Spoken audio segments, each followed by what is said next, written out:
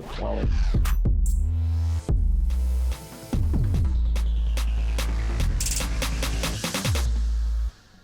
right, my friends, today is February the 24th. It's Monday, a couple hours into the New York session. Let's do the market outlook and plans for the week ahead. Okay, so before I get into the macro bit, I wanted to do just a little bit of a talk about sentiment and just kind of where we're at right now. So obviously, it goes without saying that this is definitely one of the worst periods we've ever seen with sentiment across the board. But I did want to start this video off by saying that I really think everybody needs to take a step back, realize where we're at, realize where we've come from.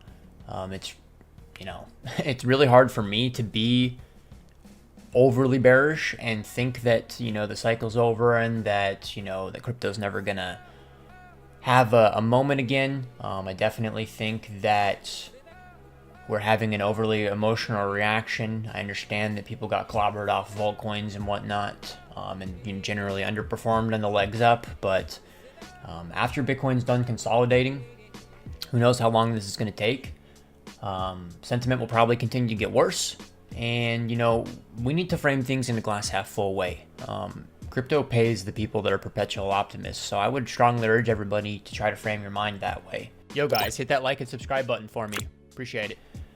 In my opinion, what's going to happen is that we're probably going to trade lower, and then that's going to, really solidify the washout effect. A lot of people, it's kind of that quote from the Margin Call movie, right? It's better to be, panic first rather than panic late. I think that the people that are smart have already panicked and exited.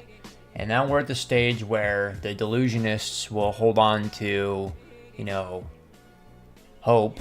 And as prices drive down a little bit lower, I think that that's really where we're going to see, maybe price capitulation, but probably more than anything, a bit of time capitulation. So I'll talk about this stuff a little bit more and kind of where I think we're going to go as far as sentiment and the direction of the market and whatnot. But I wanted to start the video off by saying, please, to each their own, right? If it's not your approach to be an optimist or whatever, then, ignore me or whatever. But I really think that most of you guys would would benefit from having an optimistic mindset, right? It's very, very easy to fall into the trap of pessimism in this space because there's so much to be upset about. I get it, right? But it just comes down to, you just gotta say fuck it to all that stuff and just figure out a way to vibe and figure out a way to make the stuff work for you.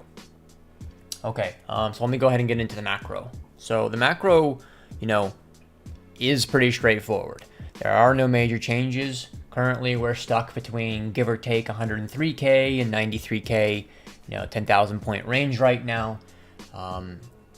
Sentiment around this range is extremely bad. And, having a conversation with Doc, we kind of are theorizing whether or not this range is going to either play out much longer than people expect or shorter, right? It's never going to do that Goldilocks thing where I think it's going to be 3 months and it's 3 months, right? It's always shorter or longer with the ranges. Let's get into medium time frame. This is an important conversation. You guys should be familiar with this chart now. Been using this chart for a while and I look at it every day and I share it often with you guys. It doesn't look good, right? Across the board, this chart is telling me to be bearish on medium time frame. So here's what we're working with, right?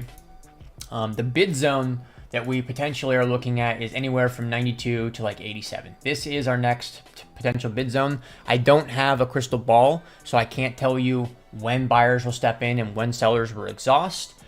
If anything, don't leave resting orders. If you're going to leave resting orders, you want them to be stink bids where they're super far away from price, right? I would never leave resting orders in the face of this because who knows how far sellers would take us. But I will be piquing my interest as we get below 92 and into 87, 86. I like the idea of front running all the 85K bidders.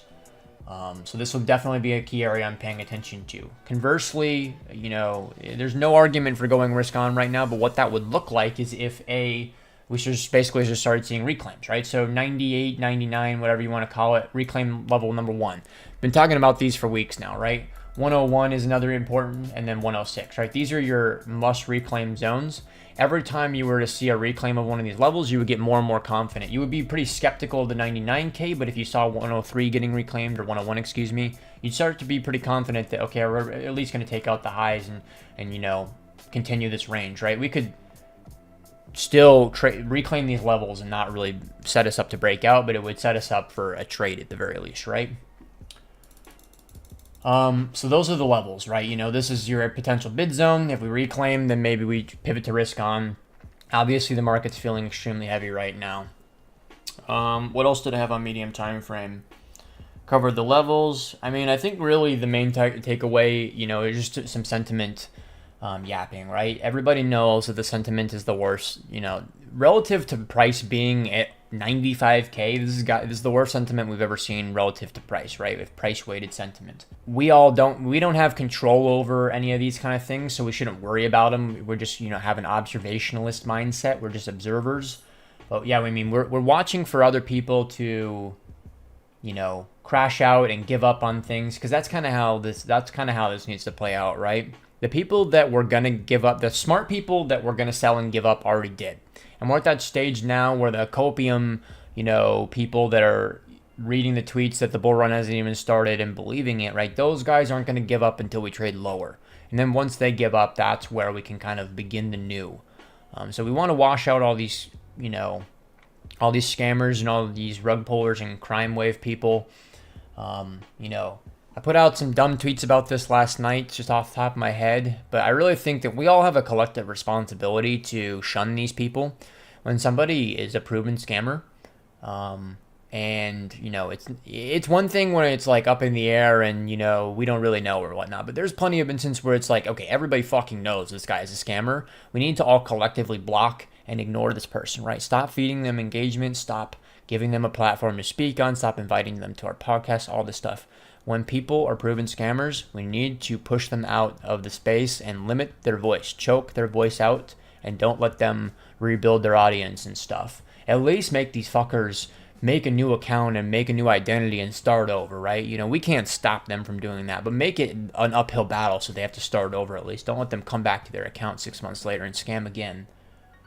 When we need a very, very serious shift in how we approach and handle these people. CT in general has done a terrible job of not pushing people out and just welcoming them back. And if we want things to, you know, be the, you know, idealistic version of things, right? We need to fucking push these people out. So let's go ahead and digress and move on from there. So that's a good segue, obviously, into altcoins. Let's talk about a couple of alts. You know, across the board, they look like piss, right? So there's nothing super nice for me to say about any of them. I don't like the way the hype looks right now, but it could change. So if it was to change, I would probably buy some up. If it continued to look bearishly, then I'm probably just going to say fuck it and sell my hype with the intention of buying it back eventually. The only coin that I think has any real interest for us is OM, right? This has been the coin that, you know, this coin kept me alive, basically, or kept me alive from a emotional standpoint, right? It kept me confident that, you know, things were going to be all right because I was making money off this coin when everything else was bleeding. So try to find a way to be optimistic about things. I know that, you know, we're obviously facing a lot of pessimism and a lot of pain right now, but zoom out, think big picture. Bitcoin's at 95K. I am super confident that, you know, the cycle's not over. Can you guys imagine what sentiment would be like if we did another leg up? Let's say we chop for whoever, you know, X amount of weeks, X amount of months, whatever, and then we do another large wave up. Can you guys imagine what sentiment would be like? How people would react to Bitcoin? How people would react to altcoins? I mean, we would just be leaving people in the dust, and that's what you want for that trade to work out for you, right? Consensus on pivots to go back to risk on like that.